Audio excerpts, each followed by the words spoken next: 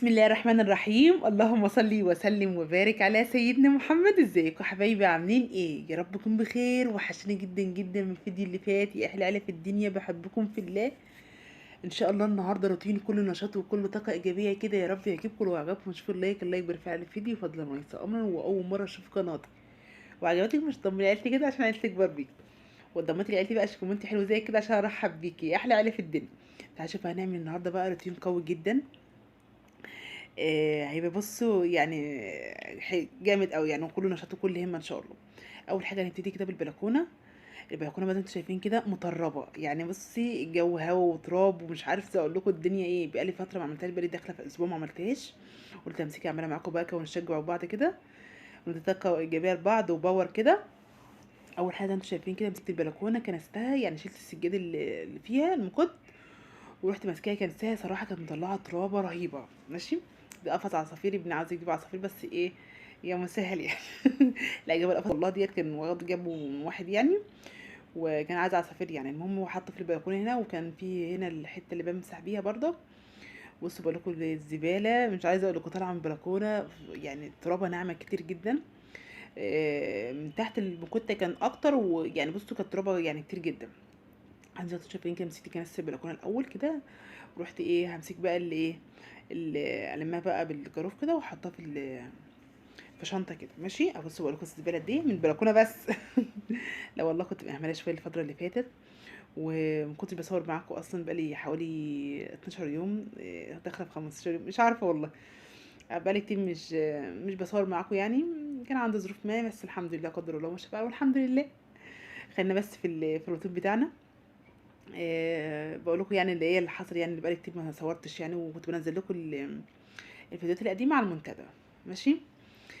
زي ما انتم شايفين كده مسكت بقى، رحت لما الزباله كده ورحت حاطاها في الشنطه في الشنطه، ورحت ماسكه هنا بقى، ماسكه هنا بقى ايه الشيش بتاع البلكونه ده بيلم تراب عندي جامد جدا، بيلم تراب فظيع. اكتر حاجه عندي بتلم تراب هو الشيش ده. الجو هطل النهار تراب اتربه يعني، انت عارفين الجو ساقع بقى والتراب والعفاره دي. بمسكها بالمقشه كده واروح ماسكاها. دي صراحه اكتر حاجه بايه بتطلع عندي التراب يعني. بروح ماسكاها بالمقشه كده واروح مطيره بيها العفاره على طول. قلت يعني ايه هطير نزل بها العفاره كده، وانا ايه قلت هبتدي بالبلكونه الاول وبعدين هخش على الاوضه. ماشي. مش كده انتوا شايفين كده المقشه كده بتجيب اي ترابه ناعمه، بجيب من الجنب ده ومن الجنب ده بالمقشه كده، فاهمني؟ وامسك بقى امسح سور البلكونه كده. البلكونه بس مسحتها كده وما كانش في عندنا نشير على الحب. مسكت بردك البلكونه بردك ايه قلت همسكها كده. انت عارفين العيال بقى بيبقى رايحين جايين بقى في النص التحتاني بتاع البلكونه بالذات، بمسكه على طول ايه بالمقشه كده واروح مصبناه ومنضفه. ماشي. بشويه كلوركس، عندك اي حاجه، سواء صابون بتاع المسحوق بتاع الغسيل الهدوم، اي حاجه متوفره عندك بعمل بيها يعني. وبتديني ريحه حلوه كده، وشويه داوني وشويه ديتول لو عندك اي حاجه متوفره عندك في البتاع بروح عامله بيها. واروح ماسكه باب المقشه كده وعملت الحيطان كله بتاع الجزء البلكونه كلها النص التحتاني ده. برضك كان بطبع كده من ايد العيال رايحين جايين برضك بيقفوا في البلكونه كده يعني.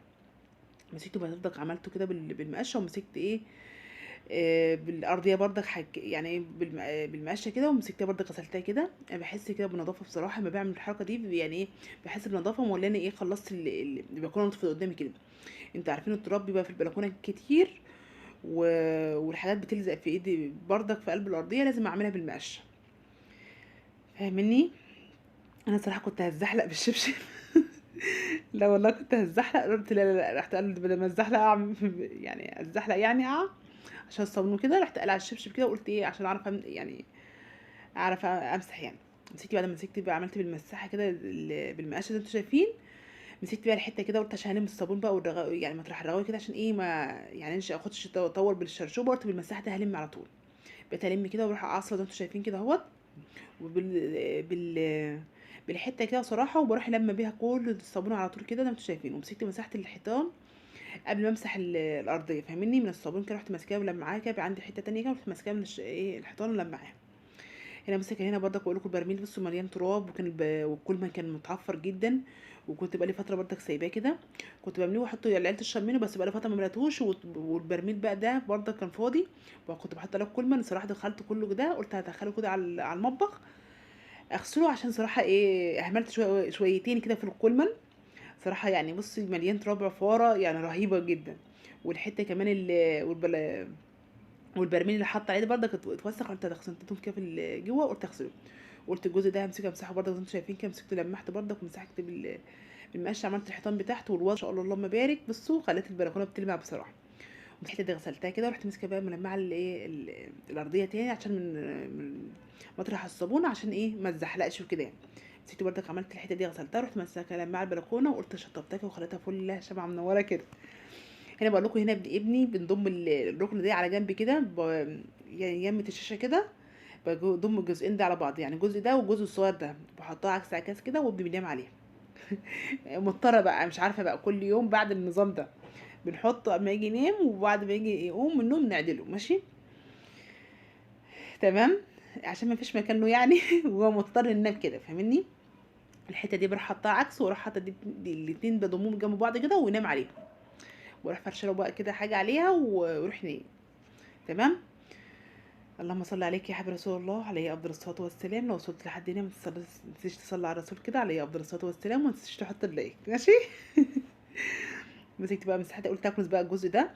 هكنسه عشان ايه، اما احط الجزء بتاع الركنه دي، بس هشيل الجزء ده واحطه مطرحه كده، فاهمني. اهوت هزقه كده واروح حاطه مطرحه اهوت.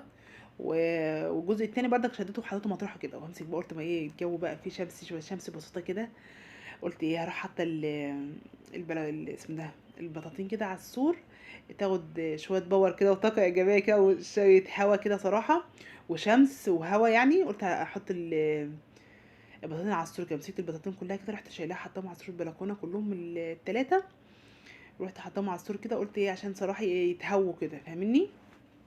انا من وقت للتاني يعني كل يوم ويوم، كل يوم حسب يعني، بروح مطلعاهم على ساعه كده ساعتين.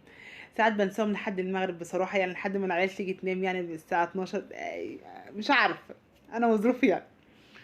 والله العظيم ساعات بنساهم لفتره بالليل يعني، فاهمني. بس انا كنت بحط هو المفروض يعني اشيلهم يعني في ساعه ما الشمس تروح الدنيا الجو ليل كده، ساعات بنساهم ماشي.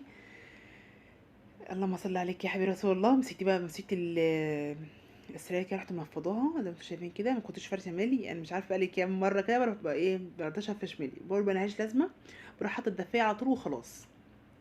إيه بحس اللي هي يعني ايه بحطها تحت وبهلكها وخلاص.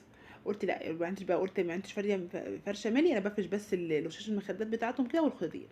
كنت بقول لكم هنا عيالي كان ازاي حاطين كتب على السرير. لا والله كانوا حاطين الكتب بتاع السرير كده، كان مش عارفه كان عبد الله يعني بيذاكر، كان علينا امتحان ان شاء الله يوم الاحد، الامتحان الشهر يعني، ربنا ينجح لنا اولادنا يا رب جميعا. وبقى كان عمالوا لي ذاكرين يا ماما، ذاكرين يا ماما، علينا امتحان يا ماما، علينا امتحان دين وعربي تقريبا، دين وعربي يعني قاعدين يذاكروا بقى وخايفين وكده يعني. وهم خايفين عشان الامتحانات يعني الدراسه صعبه قوي السنه دي، سنه رابعه جدا صعبه قوي قوي، بس الحمد لله ربنا ينجحهم يا رب، ونجح لنا اولادنا جميعا اللهم امين يا رب العالمين. هنا بقى زي ما انتوا شايفين كده، مسكت بقى شلت المفارش كده ونفضت السراير، ورحت قلت امسح بقى يعني المعهم كده صراحه لما السراير كده، السراير قلت يعني ايه ظهرهم كده لقيتهم ايه من الحواسين بقى، قلت المعهم بقى والمعجون اللي حاطاه في الازازه كده، ورحت ماسحها كده وخلصت. قلت هكمل مع نفسي بقى. مسكت السراير كلها صراحه، مسكت لها لمعتها وكده وخليتها قشطه. قلت هفرش بقى الدفايات على طول، مش هفرش ملي ماشي. حبيت صراحة، ما حبيت يعني ايه اللي انا ما عنديش افرش ميل زي الاول يعني لا قلت كده اسهل، وما احب اغيرهم في وقت يعني ايه، كل 3 4 ايام اغيرهم على طول، مش هياخدوا من وقتي كل يومين حسب يعني. زي ما قلت هشيل يعني هغسل ملي وهغسل بتاع، قلت لا وهبهلكهم وخلاص يعني، كده بشيل الدفايات كل فترة قصيرة يعني ماشي، عشان العيال بتبقى قاعدة طول النهار في الأوضة وبيبقى قاعدين عليهم ساعات، والدنيا ايه مبقاش لازم تغير كل شوية ماشي. جبت بقى فرشة الملي كده انتوا شايفين اهوت، وخليتها واظبطها كده اهوت. هنا كنت بعدلهم بقى كده واعدلهم وهدخلهم، انا بحب ادخل يا جماعه الدفايه كده تحت تحت السرير تحت المرتبه كده، بصراحه بتثبت طول النهار وما تتبهدلش ويعني ما تنحفش يعني، والعيال بتنها ايه محافظه عليهم فاهمني. امال هو عشان العيال طلع نزل كده ما تتزحلقش وتتبهدل ماشي. رحت انا بدخلها جوه كده، في ناس بتنزلها تحت براحتك بقى، انا بحب اعملها كده. ومسكت بقى حطيت المخدات كده زي ما هي بقى، وقلت هركب لها الخداديات بقى، واركب الشيلات برضك. انا هما بغير بتاعه السراير، بغير بتاع المخدات بتاعه الركنه. الخداديات دي على طول بغيرها باستمرار عشان هي لونها فاتح، لونها اصفر ولون فاتح برضك. الرصاصي في المستردة دي برضك بيوسخوا بسرعه، لازم اغيرهم كل ما اجي اغير الملي بغيرهم على طول.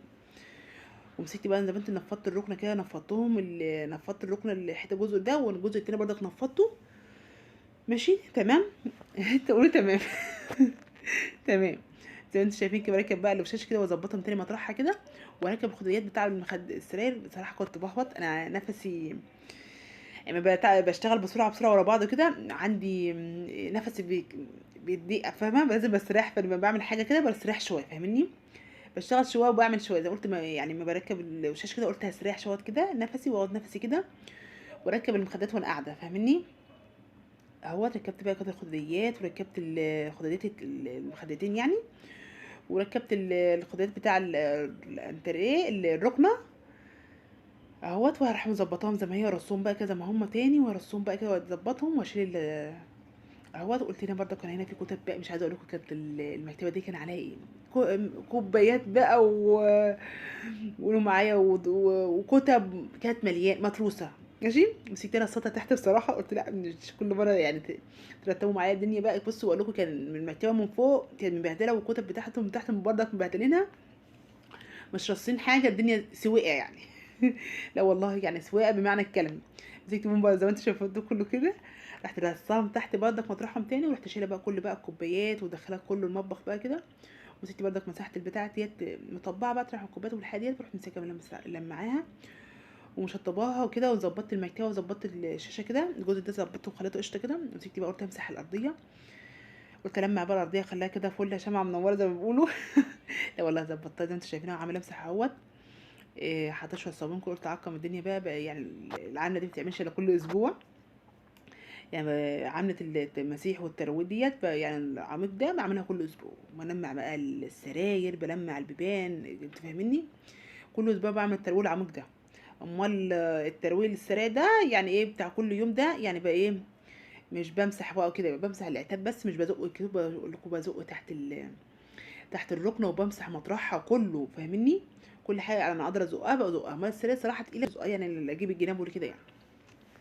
بعمل زي ما انتم شايفين كده، بزق الركنه كده واجيب من تحتيها، والجنب التاني كذلك. مسكت مسحته كده وخليتها قشطه بصراحه، بصراحه يعني. مسكت بقى ولميت الصابون عشان الصابون يعني، ورحت ماسكاها غسلاها مره تانية ولمحتها اهوت، وخدت الارض بتبرق. ماشي. وهنا همسك بقى اروح فرشه هنا المكوته ديت. المكوته دي خفيفه بصراحه، انا عارفه اللي هي خفيفه الجزء ده، بس انا ما رضيتش افرش المكوته بتاعتها اللي كنت فرشها قبل كده، فرشها الخفيفه دي صراحه بتبقى خفيفه جدا، والارض والدنيا الاوضه دي بتبقى ساقعه قوي بالليل، والجو متلج بصراحه اليومين دول. بروح فرشه بقى هنا. كان عندي مكوته دي كنت بفرشها في الصاله قبل كده، بس هي مقطوعه من الجنبين كده، بس مش مشكله يعني، مش باين يعني.